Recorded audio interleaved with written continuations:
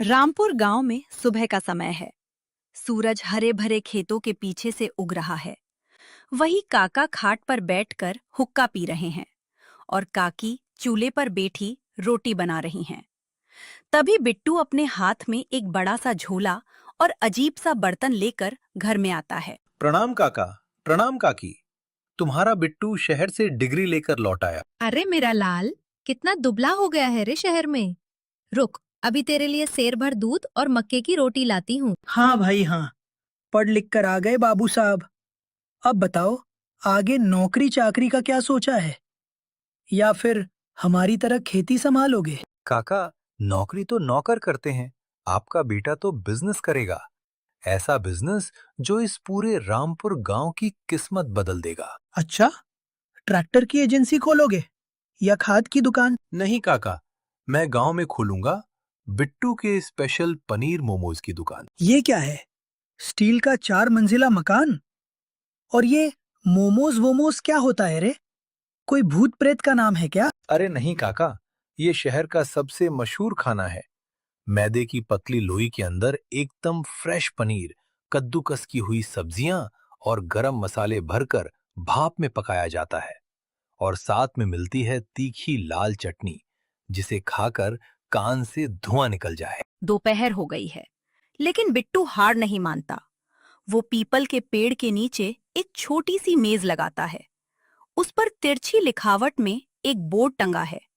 रामपुर के पहले पनीर मोमोज, एक बार खाओगे उंगलियां चाटते रह जाओगे।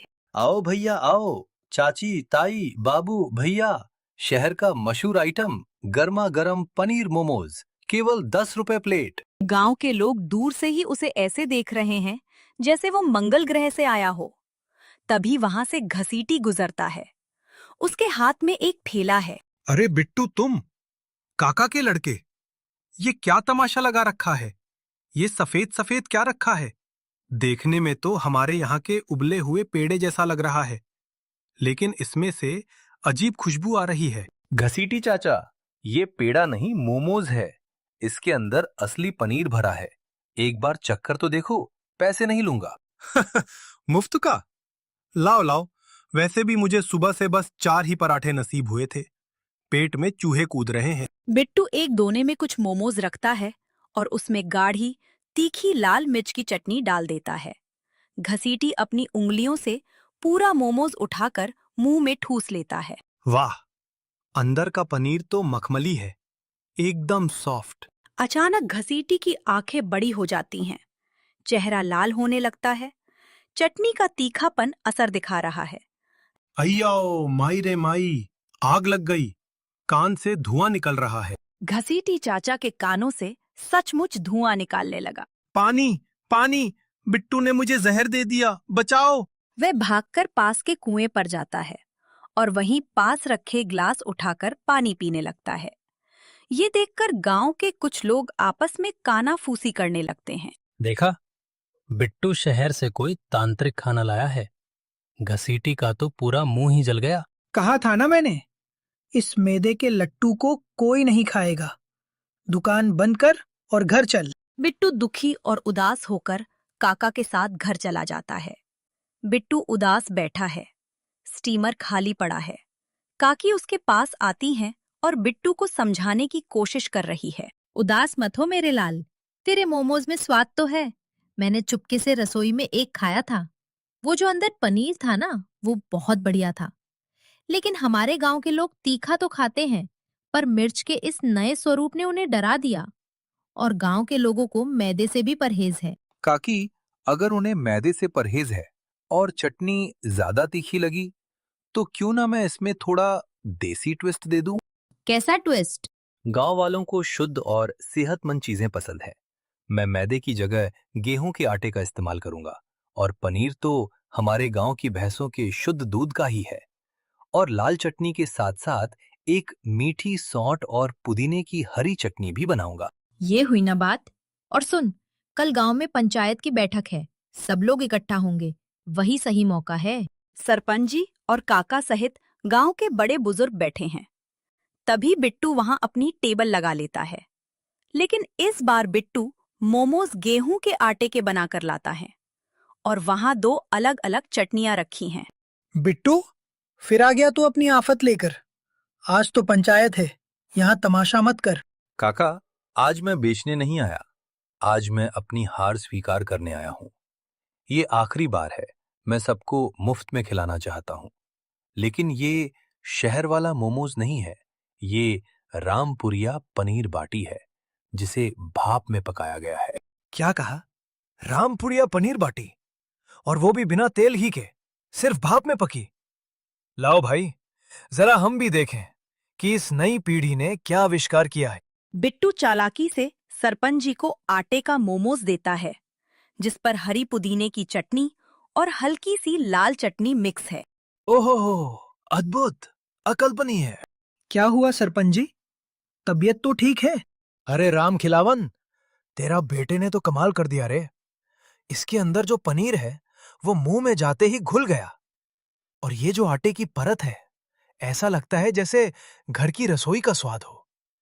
और ये चटनी, खट्टी मीठी तीखी, वाह, मजा आ गया। सरपंच जी, सच में मिर्च तो नहीं लग रही। अरे खा के देख घसीटी, तू अपनी उंगलियां चबा जाएगा। घसीटी इस बार हरी चटनी वाला मोमोज खाता है। खाते ही उसकी आंखें खुशी से फैल जाती हैं और वो हवा में उछलकर नाचने लगता। अरे वाह, ये तो अमृत है। बिट्टू बेटा, 2 प्लेट और लगाओ। आज पूरा पेट भरकर जाऊंगा। अब पूरी पंचायत बिट्टू की दुकान पर टूट पड़ी है। कोई 3 प्लेट खा रहा है तो कोई 4। स्टीमर से धुआंधार मोमोज निकल रहे हैं। बस काका एक तरफ चुपचाप खड़े ये सब देख रहे हैं। काका, आपके लिए, आपके ही घर की भैंस के दूध का पनीर है। खाकर देखिए। अगर अच्छा ना लगे तो आज ही यह स्टीमर नदी में फेंक दूंगा। तभी काकी भी वहीं आ जाती हैं। काका को समझाने लड़ती हैं। खा लो जी, बेटे का दिल मत तोड़ो। काका गंभीर चेहरा बनाकर मोमोज उठाते हैं। वो उसे ध्यान से देखते हैं, फिर मुंह में डालते हैं। चारों तरफ सन्नाटा छा जाता है। सब काका के रिएक्शन का इंतजार कर रहे हैं। अरे, ये तो सचमुच बहुत स्वादिष्ट है। इसमें तो हमारे खेतों के गेहूं का स्वाद है और दूध का गाढ़ापन है। बिट्टू बेटा, मुझे माफ कर दे, मैं गलत था। नहीं काका, आप सही थे। अगर आप मुझे नहीं डांटते तो मैं गांव वालों को मैदा खिला देता, जो सेहत के लिए अच्छा नहीं है। आपकी डांट की वजह से ही मैंने इसे देसी और हेल्दी बनाया। मिट्टू की ये बात सुनकर काका खुश हो जाते हैं और फिर सभी गांव बालों के सामने कहते हैं। तो फिर सुनो भाइयों, आज से इस दुकान का नाम होगा बिट्टू के स्पेशल पनीर मोमोज, और आज की पूरी दावत मेरी तरफ से। वहां खड़े लोग खुशी से ताली बजाने लगते हैं। अब बिट्टू की दुकान एक पक्की और सुंदर दुकान बन चुकी है। दुकान के बाहर लंबी लाइन लगी है। केवल गांव के ही नहीं, बल्कि शहर से भी लोग गाड़ियां रोककर मोमोज खाने आ रहे हैं। घसीटी काउंटर के पास बेंच पर बैठकर आराम से अपनी 10वीं प्लेट साफ कर रहा है और बिट्टू मुस्कुराते हुए स्टीमर से गर्मा गर्म पनीर मोमोज निकाल रहा है।